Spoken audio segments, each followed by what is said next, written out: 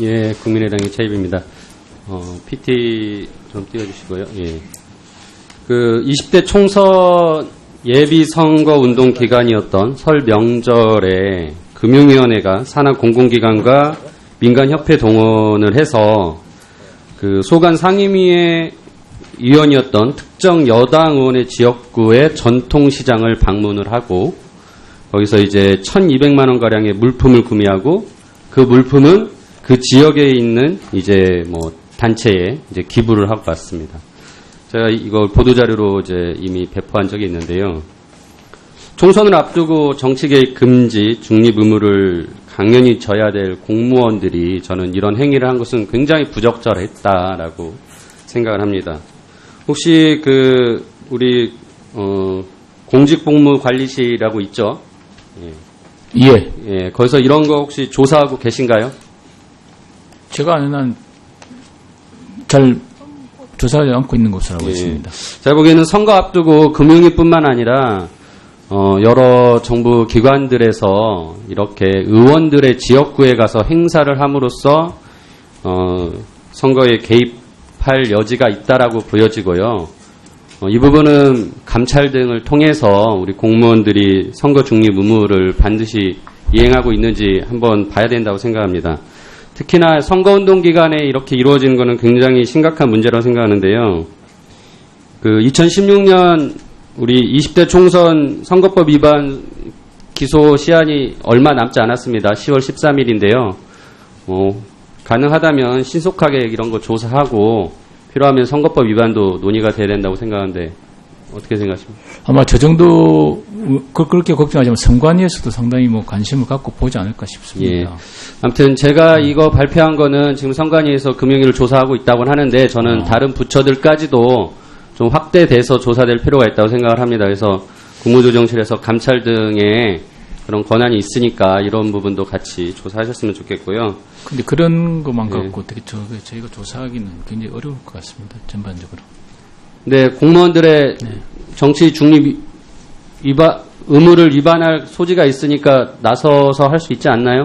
그러니까 제가 보기에는 총선뿐만 아니라 평상시에도 이런 부분들이 있는 것 같아요. 예를 들면 그런 부분에 대해서 선관위 어떤 조사를 거쳐서 합당한 의혹 제기가 있거나 그런 문제가 있을 때 저희가 조사를 할 수 있는 것이죠. 제가 보기에는 공무원들이 이렇게 특정 시장에 가서 특정 상점에서 물품 사주고 하는 게 사회 공헌으로 보여지지도 않고요. 이건 어떻게 보면 우리 국회의원들의 문제인 것도 같습니다. 우리 현역 국회의원들의 특권이 이게 정부가 조력자로서 또 같이 이게 이런 나쁜 관행이 이루어지고 있다고 생각을 하고요.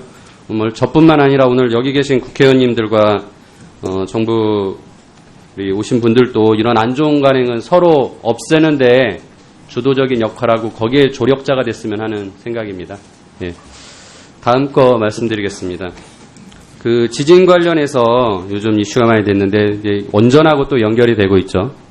이게 지금 보여주시는 화면이 신고리 5호기, 6호기 건설 허가 심사 보고서의 내용입니다.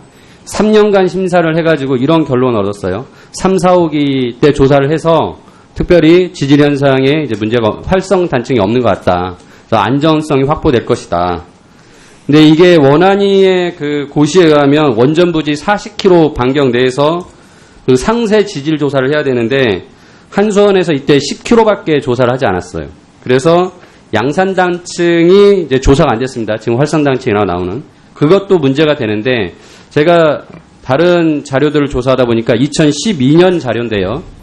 한국지질자원연구소에서 용역 보고서가 있었습니다. 그래서 활성단층을 조사했는데 이걸 확인하고 이 자료를 찾았는데 비공개예요. 그래서 왜 이거를 공개하지 않냐라고 그때 용역을 발주했던 국민안전처, 당신 소방방재청이죠. 했더니 이 보고서를 공개할 수 없고 활용도 하지 않았다. 근데 그 이유가 이제 다음과 같은 답변이에요.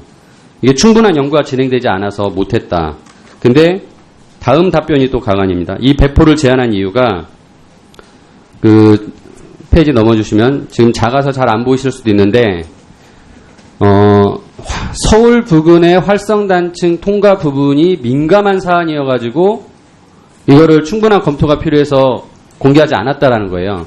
이게 앞 페이지 다음 뒤에 장 보시면은 3번의 왕수천 단층이라는 데가 활성 단층인데 이게 이제 수도권 서울 지역을 지나가는 거라는 거예요. 그래서 너무 민감해서 일단은 배포를 공개를 하지 않았다라는 거거든요.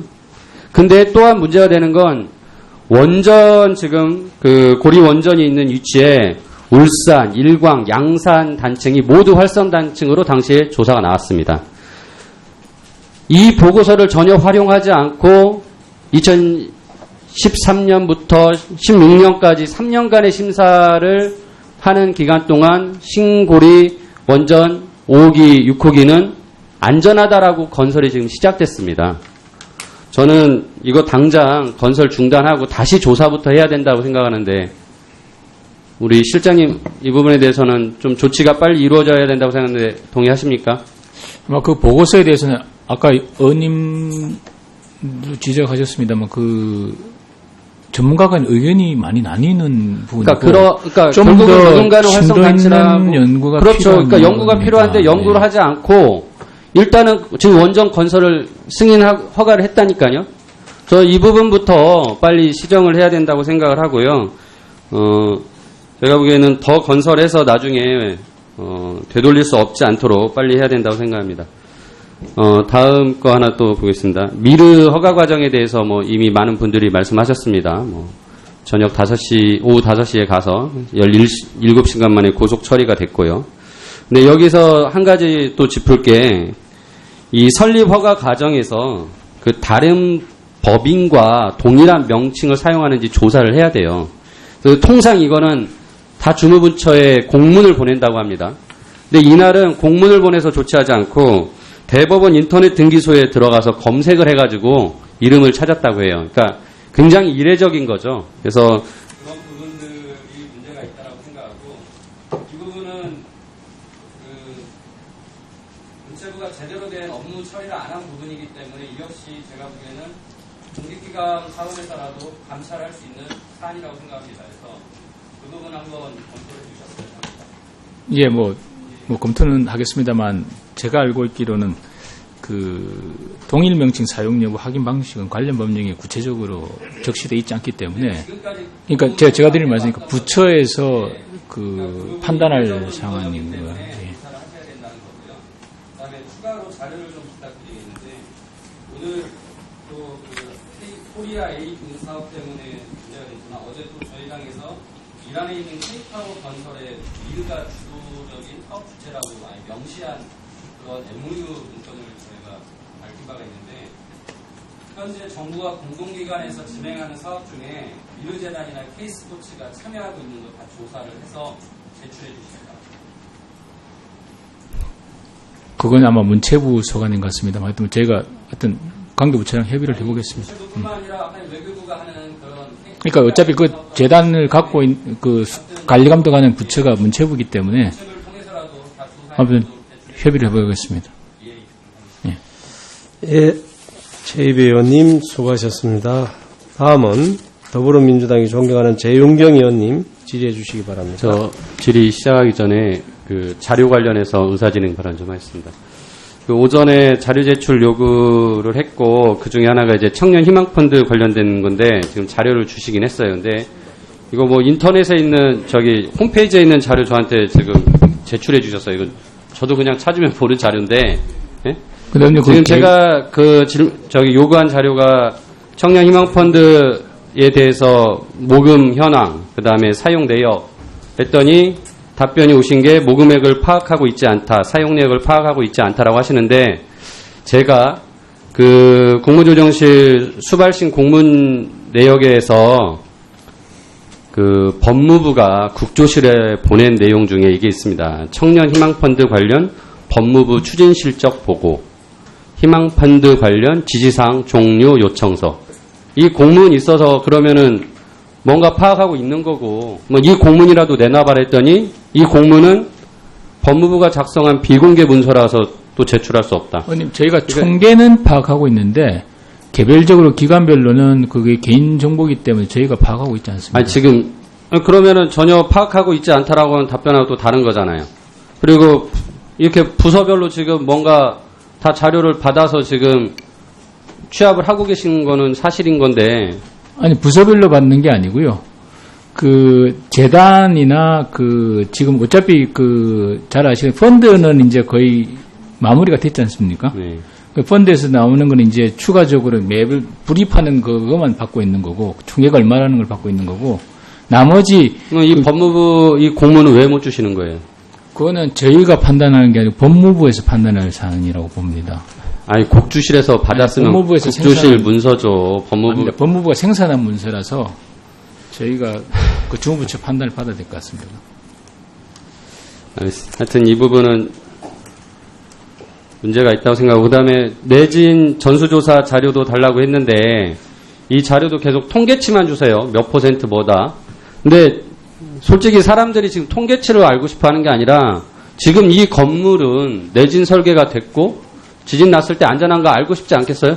저도 여기서 일하면서 혹시 지진 나면은 이 건물에 일단 있는 게 안전한 건지 밖으로 나가는 게 안전한 건지 사람들 알고 싶어서 내진 전수조사 다 했으니까 그런 거 국가가 정보도 제공하고 공개해야 되는 거 아니에요? 왜 이거는 계속 자료 전수조사한 거 달라고 하는데 통계만 주세요.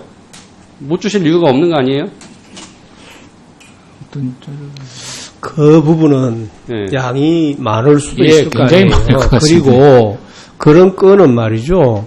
결국은 공개해도 되는 정보 같으면 우리가 그 인터넷을 통해서라도 건물마다 정부가 그런 부분에 대해서는 이제 국민에게 공개해야 될 필요가 있다고 생각되어지면 그쪽에다가 인터넷에다가 그것을 올려서 누구든지 볼 수 있도록 하는 것도 좋은 방법 중에 하나니까 검토를 한번 해보세요. 그건 저희가 검토할 건 아니고요. 아니 총리실에서 그런 부분에 대해서 그 부처들하고 의논을 해보셔야 될 거 아니에요? 예, 의논은 거의 해보겠습니다. 뭐 근데- 예산도 많이 들 거고 기술적인 예, 문제도 굉장히 있을 거고 아까 뭐 그런 거 위원장님- 아니에요? 위원장님 네. 말씀하신 대로 굉장히 광범위한 것 같습니다. 그래서 당장 자, 지금 우리- 자료를 제출하기는 굉장히 어렵다는 말씀을 드립니다. 예, 질의하시죠. 예. 예. 그 오전에 제가 미르재단 관련해서 그 말씀드린 게 있는데 이제 이 미르재단이 설립하는 과정에서 동일한 명칭을 사용하는 것을 검토하게 돼 있는데 그거를 대법원 인터넷 등기소에서 했다 했더니 답변이 왔습니다. 원래는 그렇게 안 하는데 국가법령정보센터에서 그런 이용하라는 안내도 있어서 이용할 수 있다라고 해놨는데 이게 문제는 현재 설립돼서 등기된 거는 확인할 수 있는데 설립 중인 거는 안 돼요. 그래서 지금까지 그걸 공문으로 이렇게 다 부처마다 보내가지고 혹시 지금 설립 검토 중인 것 중에 이런 이름이 있냐? 그러면 먼저 이름 낸 사람부터 해줘야 될 거 아니에요. 근데 어떤 사람은 공문으로 보내가지고 일주일씩 걸리면서 동일한 이름 있는지 확인하고 어떤 사람은 인터넷 등기소 가가지고 1분 내에 확인하면은 그거 되겠습니까? 아니 지금까지 업무 지침이 그렇게 관행적으로 만들어진 거잖아요. 근데 미래에 대해서만 그렇게 해준 거 지금 변명하려고 이런 식으로 답변 주는 거는 참 제가 보기에는 아니, 변명이 아니고 그렇게 관행이 그렇게 되어 왔다는 걸 말씀드리는 거예요. 지금 관행으로는 지금까지 인터넷 등기소를 이용했다는 거예요? 아니, 그렇게 하라고 소개가 돼 있다고 지금 하셨습니다. 아니 그거는 국가법령정보 사이트에 가면 그냥 네, 써 있는 거고 아니 지금까지 그렇게 법인 설립할 때 그렇게 하셨냐고요. 아니요, 제가 직접 확인은 안 했지만 그렇게 안 해왔습니다. 관련된 아까 전에 부처에서- 모든 의원님들이 말씀하셨지만 법인 하나 설립하려면은 서류 검토한다고 며칠씩 걸리고 뭐 일주일 뭐 길게는 보름도 걸리고 그러잖아요. 그래서 제가 보기에는 참 구차한 지금 저한테 변명을 보내주신 건데 이 부분은 아무튼 문제가 있다고 생각을 하고요. 다음 거 넘어가겠습니다. 이게 이제 앞에 우리 다른 의원님들도 규제 관련돼서 비용 편입 분석 많이 말씀하셨는데 저기 보시면은 오른쪽 그림에 저게 서울 G20 정상회담 하면은 서울 삼성경제연구소가 21조에서 24조의 경제적 가치가 생긴다 그렇게 얘기했고 그 옆에는 이제 국토부가 낸 건데요. 4대강 그 비용 편입 분석하면서 그 정부에서는 0.9에서 3.34라고 했는데 이제 아마 이게 4대강 소송 과정에서 0.16에서 0.24가 나왔다니까 그걸 반박하는 걸 했습니다. 이렇게 비용 편입 분석이라는 게 참 어렵습니다. 어렵고 대부분 굉장히 허황되게 나와요. 다음 자료 보시면은 이게 2015년 규제개혁 백서에 나오는 내용인데 매년 규제개혁 백서 이거 제출하시잖아요. 여기 보면은 지금 몇 가지만 뽑은 건데, 규제개혁 저기 있는 거 했더니 일자리가 2만 4천 개 생기고 경제적 효과가 16조 7천억 원 생긴다고 나와요. 그 다음 거 보시죠. 14년도에 한 건데요. 맨 위에 보면은 푸드트럭 나옵니다. 이게 푸드트럭이 2012년에 생겼는데 2017년에 2.7조 원 2만 명의 일자리가 생긴다고 이렇게 나와 있어요. 그 밑에 뭐 웬만하면 다 조 단위예요. 그리고 고용 유발 거도 뭐 만 단위고. 이런 거 시간 지나면은 혹시 검증하시나요? 그러니까 그런 걸 본격적으로 하기 위해서 이제 규제 영향 분석, 비용 편익 분석을 하자는 것이잖아요. 그러니까 네. 검증까지 하겠다. 그러니까 그게 이제 나와 있으니까요. 그게 이제 서류가 붙어가면 나중에라도 그러니까 볼 수가 있지 않습니까? 아니 지금까지도 비용 편익 분석을 안 한 건 아닌데. 그러니까 왜냐면은 지금까지는 규제 영향 분석을 하잖아요. 거기에 비용 편익 분석도 들어갑니다. 그죠? 네네. 근데 이번에 이제 법적으로 하시겠다는 거는 직접 비용과 간접 비용만을 그렇습니다. 가지고서 예. 명확하게 해보자라는 그렇습니다. 건데. 네. 과거에 이렇게 해놓은 것들에 대해서 검증해 본 적은 없고, 그 다음에 앞으로 할 것도 그걸 검증하겠다고 하는 게 아니라, 규제를 만들 때 해보자는 거잖아요. 아마 그러니까 과거로 돌아가서 그 새로운 과정을 해서 검증하기가 쉽지 않을 것 같습니다. 그래서 이제 한번 다음 거 보시면은요, 이게 그 규제 영향 분석 시스템상의 비용 편의 분석한 것을 이렇게 낸 것들인데, 산업안전보건 기준, 3차원 프린팅 이거 보면은, 거기에 시간당 임금, 근로임금이라고 써 있는데, 위에 거는 15만원, 10만 7천원, 그 밑에 수강료라고 써 있는 것도 그 시간당 임금인데, 이거 15만 6천원 이렇게 써 있는데, 맨 아래 거는 시간당 근로임금 5,580원이에요. 이게 그 최저임금을 쓴 거예요. 그러니까 앞에는 그 그 규제로 인해서 효과를 분석할 때 그 사람의 전문성 같은 거 인정해서 한 건데, 밑에는 전혀 그런 거 고려하지 않고 2016년에 작성한 건데 15년 최저임금 썼어요. 그것도. 그러니까 이렇게 규계위에서 이런 자료 올라온 거 전혀 검증 안 하는 거예요. 다음 거 보시면요. 이게 생명 가치를 이렇게 썼습니다. 그러면 맨 위에가 2억 6천이고요. 그 밑에 2억 7천 등등 이렇게 썼는데, 맨 밑에 환경부는 7억 9천이에요. 그러니까 부처마다 사고 종류마다 생명의 가치가 다르다라고 평가하고 있어요.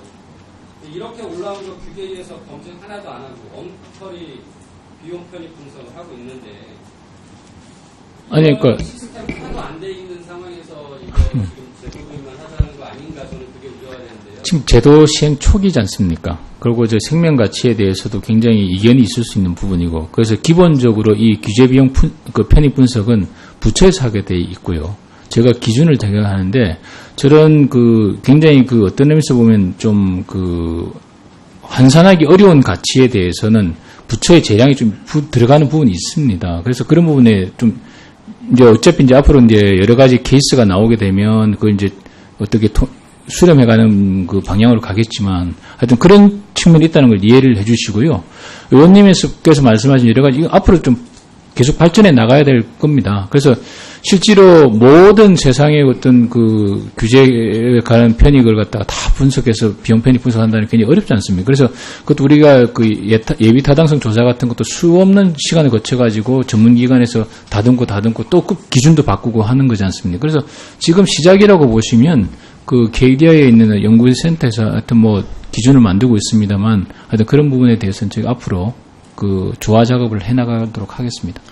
준비가 굉장히 더 많이 필요하다. 네, 알겠습니다. 최입 의원님, 수고하셨습니다. 예, 국민의당 최입입니다. 우리 규제 개선 추진단에서 민관 합동으로 되어 있는 게 있습니다. 예. 네, 거기 민간인으로 13분이 들어와 있으신데, 그 중에 소상공인진흥공단이나 한국법제연구원 이런 출연기관 분들 제외하면 나머지는 다 이제 대한상의, 그다음에 중소기업 중앙회 이제 그 재계 단체 소속 인사들이 있으신데, 그러다 보니까 너무 경제적인 이익만에 초점을 맞춰서 그 규제 개선이 추진되지 않나, 이런 우려가 되는데 어떻게 생각하세요? 결국은 이제 중소기업이라든지 기업들의 현장애로 중심이 많이 되는 것이죠. 그러니까 예. 경제 규제라는 게 대부분인데 중소기업들이나 기업들이 이제 현장에서 뭐, 겪고 있는 물론 뭐 중소기업도 있지만 뭐 하여튼 기업들의 뭐 네, 대기업도 그렇습니다. 들어가죠. 예. 물론. 예. 그래서 이번에 이제 한미약품 그 신약과 이제 공시가 논란이 됐었는데 그 이제 임상 실험을 그 2차까지만 하고 3차를 하지 않아도 판매할 수 있게 하고 뭐 이제 그런 게 일종의 이제 규제 개선이라고 진행을 했는데 이제 그런 부작용들이 이렇게 나타난다고 생각을 하거든요. 그래서 그건 너무 다른 이슈라고 보시면 되겠습니다. 네, 그것도 왜냐하면 이제 규제 개선 아니죠. 그것도 규제 개선으로 그때 정부가 추진했던 것 중에 하나였고요. 거기에 보시면 말기암 이제 치료할 수 폐렴 없는 그렇습니다. 문제였는데 예, 아무튼 굉장히 예, 환자들에겐 필요할 수도 있는데 결국은 그게 정보가 공개가 안 되니까 위험성을 파악하지 못하고 환자들이 사용할 수 있는 위험이 높습니다. 그래서 근데 그런 약을 처방하기 위해서는 기본적으로 의사분이 반드시 환자한테 설명을 해야 될 의무가 근데 있다고 생각합니다. 임상 실험 과정의 그 내용들이 공개가 안 됩니다. 그러니까 이제 그런 부분들이 보완이 돼서 환자들이 더 많은 정보를 가지고 판단을 해야 되는 거라고 생각을 하거든요. 그래서 그런 부분을 좀 감안해서 규제 개혁이 너무 기업의 이익에만 그 초점을 맞춰서 진행되지 않았으면 한다는 말씀 드리는 거고요. 근데 꼭 기업의 이익만 아니고 그 환자의 이익도 충분히 가만히 돼야 되는 거예요. 그러니까 그 위험성에 대해서는 또 보완이 필요하다는 말씀인 네네. 거죠. 예. 그다음에 이게 19대 국회에서 그 국무조정실 산하에 우리 경제인문사회연구회가 있고 그 안에 이제 과학기술정책연구원이 있는데 이 과학기술정책연구원과 또 미창부 산하의 한국과학기술기획평가원을 이제 합치자라는 법안을 추진을 했다가 이게 그 정무위에서도 반대하고 이제 미방위에서도 반대해서 이게 폐기가 됐거든요. 네. 이번에 또 바로 이거를 그 발의를 정부가 하셨어요. 미방위에서 제출했습니다. 예. 근데 이제 그 내용을 과정에서 이게 그 미방위가 미창부에서 하면서 의견 조회를 국조실에 보냈는데 의견을 안 보내 산하기관이 하나 어떻게 보면 없어지는 건데 의견을 제시하지 않았고 또 의견 조회 기간인데도 불구하고 입법 여부를 먼저 해버리고 그래서 제가 보기에는 굉장히 그 19대 때 이미 어떻게 보면은 실패했던 법안인데 폐기됐던 법안인데 그걸 이렇게 무리하게 또 진행하는 것 같아서 좀 그런 부분은 유념을 하셨으면 좋겠고요. 네, 마지막으로 하나 말씀드리는 게 임금 피크제 도입을 해서 인건비 절감으로 뭐 청년 고용 확대하겠다라고 했는데 제가 최근에 이거 자료를 받으니까 327개 공공기관에서 임금 피크제가 도입됐습니다. 그리고 225개가 채용 목표를 설정을 했습니다. 그리고 102개는 채용 목표가 없어요. 그러니까 임금 피크제는 도입하는데 채용 목표는 없다라는 거죠. 그나마 채용 목표가 있는 곳도 225개 중에 그 절반 이상이 채용이 전무합니다. 그러니까 임금 피크제는 도입을 했지만 목적은 전혀 추진하고 있지 않지 않나 이런 우려가 그거는 저희가 임금 피크제를 도입한 목적에 반대되는 것이기 때문에 한번 체크를 해보겠습니다. 그거는 예. 그래서 그리고 특히나 이제 이게 임금 피크제가 신입사원 채용조사에서는 통계적 유의미한 인과관계가 없다라는 게 2016년 5월 올해 입법조사처에서 보고서도 냈어요. 저는 무리한 임금 피크제 도입이 오히려 좀 문제가 아니었나.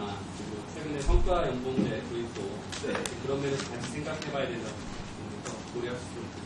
예, 임금 피크제는 의원님 잘 아시다시피 정년 연장에 따른 불가피한 조치라는 점을 이해해 주시기 바랍니다. 자, 최 의원님 수고하셨습니다. 다음은 마지막 질의입니다. 더불어민주당의 존경하는 민병두 의원님 질의해 주시기 바랍니다.